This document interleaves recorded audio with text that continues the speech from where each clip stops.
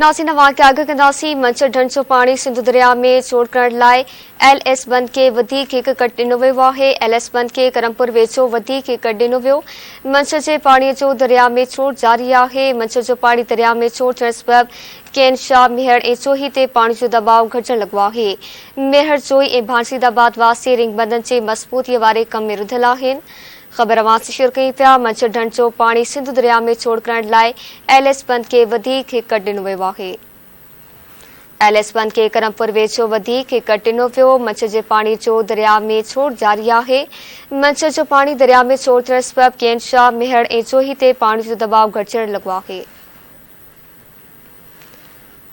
दादू मां वधीक तफ़सील मालूम कंदासीं इशफाक मलिक खां। जी इशफाक आगाह कजो। जी बिल्कुल तव्हांखे ॿुधाईंदा हलूं त दादू में जेको राति करमपुर खां कट ॾेई जंहिं पाणी खे सिंधु दरिया में जेको रस्तो ॾिनो वियो उन खां पोइ पाणी दादू शहर में छंडण में ऐं में आहिस्ता आहिस्ता पाणी जी लाथ रिकॉर्ड कई वई आहे। अॼु ॿुधाए पियो वञे त मेहड़ ऐं जेको जोही जे रिंग बंद ॾिना विया उन्हनि ते बि पाणी जो दबाव तमामु घटि आहे ऐं हिन महिल दादू जे शहर में जेकी अफ़रा तफ़री वारो माहौल हो उहो बि हिन महिल आहिस्ता आहिस्ता ख़तमु थी वियो आहे। छाकाणि त हीउ जेको पाणी में ॾींहों ॾींहुं वाथ अचण जे करे माण्हुनि में ख़ौफ़ वारी सूरत हाल हुई ऐं माण्हू हितां लॾ पलाण करे महफ़ूज़ हंधनि ॾांहुं वञी रहिया हुआ। उन्हनि बि हाणे आहिस्ता आहिस्ता वापसी शुरू करे छॾी आहे। बाक़ी जेको केन शाह ऐं मेहण मां जेकी माण्हू लॾ पलाण करे हिते आरज़ी झूपड़ा ॾे इंडस हाईवे रोडनि ते वेठल आहे उन्हनि खे ज़िले इंतिज़ामिया पारां कंहिं क़िस्म जो को बि रिलीफ न ॾिनो वियो आहे। उहे हिन महिल बि संदन बुखुनि में पा आहिनि ऐं संदन मासूम ॿारनि में गैस्ट्रो चमड़ी जहिड़ी ख़तरनाक बीमारियुनि जनमु वरितो आहे।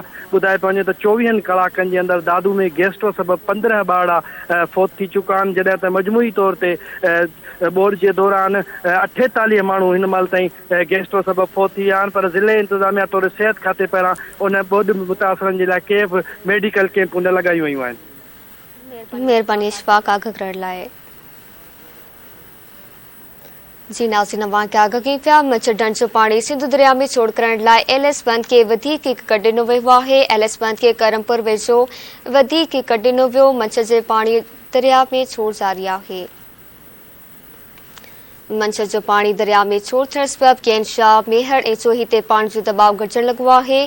मेहर चोही भांसीदाबाद वासी रिंग बंदनि जी मज़बूती वारे कम में रुधल आहिनि। ख़बर वासी शेयर कई पिया मंच ढंढ जो पाणी सिंधु दरिया में छोड़ करण लाइ LS बंद ते वधीक हिक कट ॾिनो वियो आहे। LS बंद के करमपुर वेझो वधीक हिक कट ॾिनो वियो। मंच जे पाणी जो दरिया में छोड़ जारी आहे। मंच जो पाणी दरिया में छोड़ थियण सबबि केन शाह मेहर ऐं चोही ते पाणी जो दबाव घटिजण लॻो आहे।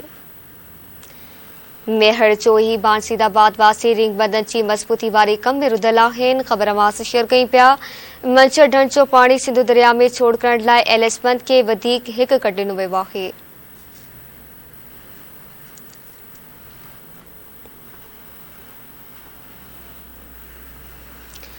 LS बंद के करमपुर वेझो वधीक हिक कट ॾिनो वियो। मंच जे पाणी जो दरिया में छोड़ जारी आहे। मंच जो पाणी दरिया में छोड़ थियण सबबि केन शाह मेहर ऐं चोही ते पाणी जो दबाव घटिजण लॻो।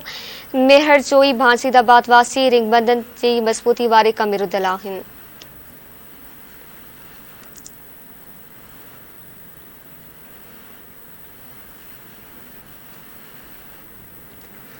ख़बर वासी शेयर कई पिया मंच ढंढ जो पाणी सिंधु दरिया में छोड़ करण लाइ LS बंद के वधीक हिक कट ॾिनो वियो आहे। LS बंद के करमपुर वेझो वधीक हिक कट ॾिनो वियो।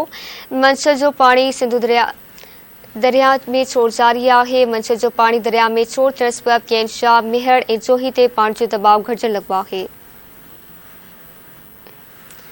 जोही मां वधीक तफ़सील मालूम कंदासीं जान मोहम्मद गाॾी खां। जी जान मोहम्मद आगाह कजो।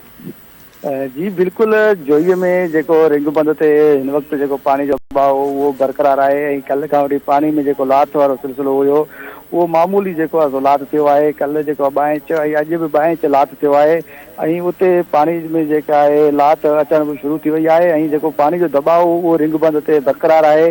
ॿिए तरफ़ जेके मक़ामी ॻोठाणनि ॿुधायो त उते पाणी में जेको आहे लाथ अचणु शुरू थी वई आहे ऐं उते ॻोठाणा जेके आहिनि हिन वक़्तु बि पाणी में बेहारो मददगार ऐं घरनि में जेके वेठा आहिनि उते उन्हनि खे पाणी ऐं जेके ॿियूं सहूलियतूं जेके आहिनि इंतिज़ामिया फ़राहम न करे सघी आहे। उन्हनि इहो बि दायो आहे त साफ़ पाणी पीअण लाइ न हुजण करे जेको आहे सो असीं उते असांजा ॿार जेके आहिनि ॿोॾ वारो पाणी पीअण त बीमारी बीमारी में वकोड़जी विया आहिनि। उते चमड़ी गैस्ट्रो जेको आहे सो बीमारी वधी वई आहे। इंतिज़ामिया जेको आहे हिन महिल ताईं बि पार न आहे लधी। जी मेहरबानी जान मोहम्मद आगाह करण लाइ। नाज़रीन वाक़िया आगाह कयूं पिया। मंझि ढंढ जो पाणी सिंधु दरिया में छोड़ करण लाइ LS बंद खे वधीक हिकु ॾिनो वियो आहे। LS बंद खे करमपुर वेझो वधीक हिकु ॾिनो वियो। मंझि जे पाणीअ जो दरिया में छोड़ जारी आहे। मंझि जो पाणी दरिया में छोड़ थियण सबबि केनशाह मेहर ऐं चोही ते पाणी जो दबाव घटिजण लॻो। मेहर चोही भांसीदाबाद वासी रिंग बंदनि जी मज़बूती वारे कम में रुधल आहिनि।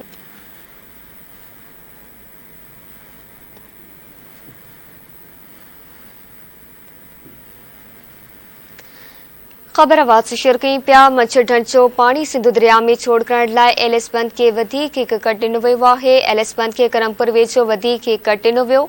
मंझि जो पाणी दरिया में छोड़ जारी आहे। मंझि जो पाणी दरिया में छोड़ थियण सबबि केनशाह मेयर ऐं जोही ते पाणी जो दबाव घटिजण लॻो आहे।